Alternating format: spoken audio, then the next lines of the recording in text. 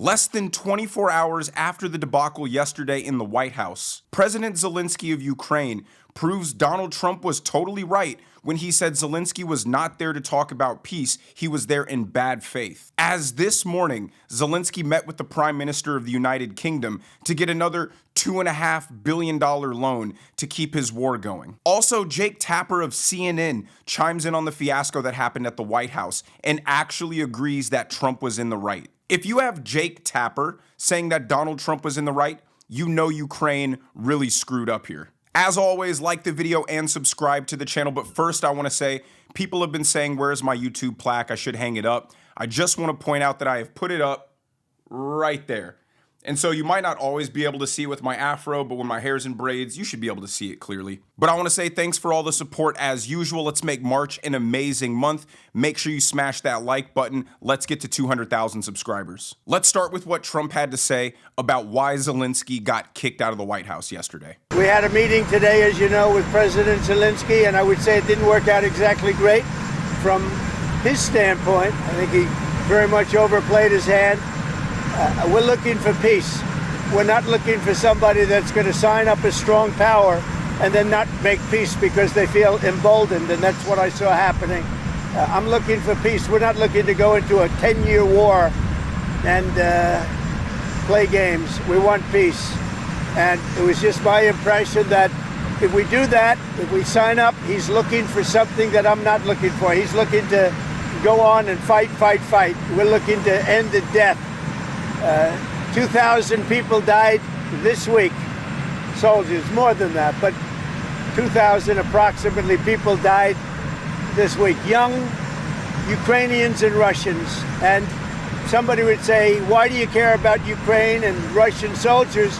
I care about them. I care about everybody. Trump is literally trying to save lives and end wars. And yet Democrats are so Trump deranged, they would rather see this bloodshed continue on in perpetuity and condemn Trump for trying to create peace just because the orange man's doing it. Now, just for a little bit of context as to why this was so frustrating for both Donald Trump and JD Vance is because of the consistent, disingenuous, and bad faith behavior from Zelensky. They've been trying to negotiate this mineral deal for several weeks now. And just 10 days ago, Zelensky and the Secretary of State had an agreement on this mineral rights deal, all for Zelensky to go on television and say that they didn't have a deal and he was going to reject it unless the United States included security guarantees. So Zelensky has shown a pattern of agreeing to deals in private and then trying to renegotiate them on live television. And so they renegotiated them again, and it was presumed they had a deal.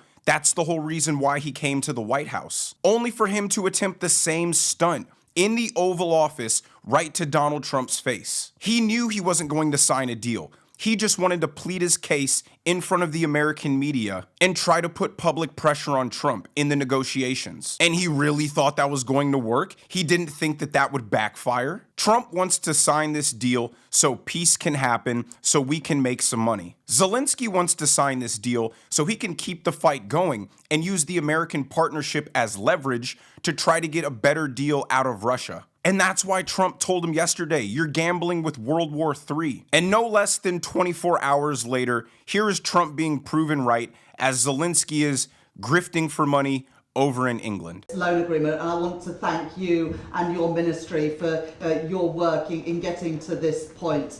As you say, unique amongst the G7, the money available from our loan agreement will enable you to use those funds in the way that you best see fit, including for military procurement, so that you can better defend your country. And of course, this is in addition to the £3 billion a year ongoing support from the United Kingdom to Ukraine. Is about helping to secure the territorial integrity of Ukraine and protecting your security.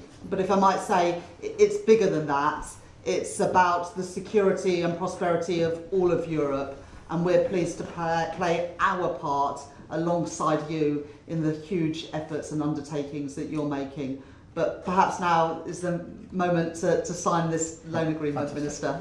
Not only did this prove Zelensky is a liar, but it proved that Europe, and UK in this particular instance is also a liar. Just the other day, the UK Prime Minister was sitting in the Oval Office and told Trump to his face that the money that they were giving Ukraine wasn't in the form of a loan. And same with Macron of France, and same with the rest of Europe. They're lying through their teeth, saying that they're not giving this money to Ukraine in the form of a loan. But just today, that's exactly what UK did. They're not even trying to hide it. I mean, the Prime Minister of the UK is the same guy who also tried to make his case in the Oval Office that England respects free speech and has robust free speech, but yet they're the ones jailing people for racist online comments and offensive online comments. Just the pure dishonesty from liberal politicians at this point is frankly sickening and tiresome. The liberal media loves to try to portray Trump as some compulsive liar, but never wants to mention the profound and blatant lies told by their side of the aisle. Now, back to Zelensky. Instead of trying to prove to Trump through his actions, because his words are meaningless, that he actually wants peace, he instantly goes and gets some money from England to continue funding the meat grinder. Which is fine, I guess. Let it be Europe's problem. But don't come over to America and try to lecture us on the aggression of Russia as if we haven't known about that for 70 years. And also hold your hand out and demand that we give you endless, no strings attached money, while also demanding that you uniquely will decide when you want peace and under what terms. So not only was Donald Trump exactly right about Zelensky, but so was JD Vance. Videos have been circulating all around Twitter of how the Ukrainian army is literally taking men off of the street, dragging them and throwing them in vans to recruit them for this losing war. Take a look.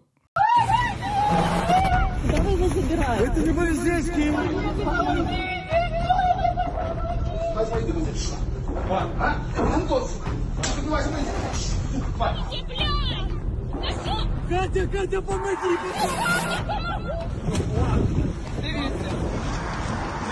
Ну, это просто пипец. Я лежать. Ти що хочеш? Я не затриманий. So Ukraine is literally dragging men off the street because they are running out of soldiers to fight this war. And why that's even more important to these negotiations is because a senior Ukrainian official actually came out and said it's starting not to matter how much equipment and weaponry is being sent to us. We simply don't have the manpower to even use it. Which is why Trump told him he's gambling with World War III, because if he wants to continue this war, it's eventually going to require other countries to put boots on the ground to fight with the Ukrainians, which is going to prompt Russia to start using its big boy weapons, which will prompt us to use our big boy weapons. And next thing you know, China, North Korea, and every other crazy ass country is going to hop in on Russia's side. And boom, there you have it, global thermonuclear war. And this fact is so obvious that Jake Tapper actually posted on Twitter last night that Donald Trump is actually right in these negotiations. His post reads, one pro-Ukraine expert, normally supportive of Zelensky, cautions that today's showdown should be seen in a clear-eyed way. Ukraine is losing this war, the expert says. Russia is making tens of thousands of drones per month, and Ukraine can't shoot them all down. Russia is making advances because Russia doesn't value human life and is okay to lose thousands of men a day. Ukraine can't keep up with that and shouldn't. It continues, there needs to be an end to this war, and there are only three ways out. One, America can send military weapons and manpower, potentially starting World War III. Two, Ukraine can surrender and give in to Putin. Or three, we give this ceasefire plan and deal that Trump is pushing a chance. I would go for option three. Trump was talking about Ukraine getting land back that it had lost just yesterday. Zelensky knew the position of the Trump administration ahead of time. Perhaps this meeting was a trap, but it's one Zelensky could have easily avoided. And this reality is why Donald Trump was so upset that a reporter yesterday in the White House asked, well, what if Russia breaks the peace talks? What if Russia breaks ceasefire? What if Russia breaks peace talks? What do we do then? I understand that it's a heated conversation right now. What are you saying? She's asking, what if Russia breaks the ceasefire? What if anything? What if a bomb drops on your head right now? Okay? What if they broke it? I don't know. They broke it with Biden because Biden, they didn't respect him. They didn't respect Obama. They respect me.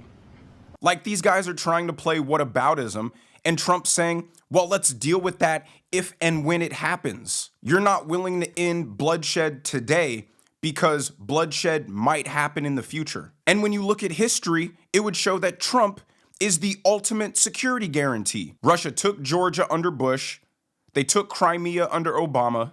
They invaded Ukraine under Biden. But somehow Trump, buddy, puppet of Putin, Russians didn't invade anything. So you get the Trump guarantee of safety, and that's also why he's trying to do this mineral deal. So there is an American presence and economic interest in Ukraine going forward. So if one of these weak Democrats ever becomes president again in the future, Russia will still think twice about invading and putting American contractors and or citizens in harm's way. Now, while all the European leaders have been doing their virtue signaling and pandering to social media, the NATO Secretary General, who clearly understands the gravity of this situation, implored Zelensky to fix this because he knows the United States is vital. The article reads, NATO Secretary General Mark Rutte called on March 1st for Vladimir Zelensky to mend relationships with U.S. President Donald Trump following a tense exchange in the White House a day prior. Speaking to the BBC, Rutte said that it was important that President Zelensky find a way to restore his relationship with the American president